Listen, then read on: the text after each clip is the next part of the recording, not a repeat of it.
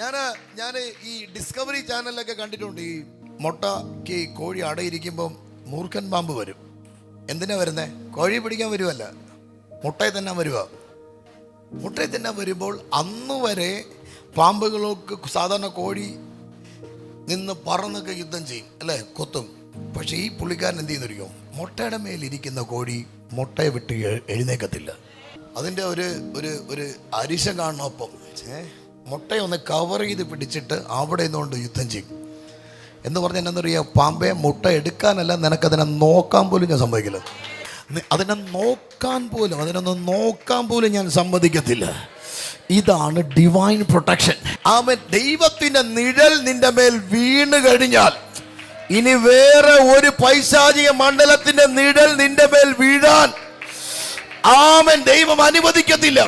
അങ്ങനെയെങ്കിൽ ദൂത് നീ പിടിച്ചെടുക്കേണ്ടത് നാച്ചുറൽ മാനിൽ അല്ല, നിന്റെ സ്പിരിറ്റ് മാനിനകത്താണ്.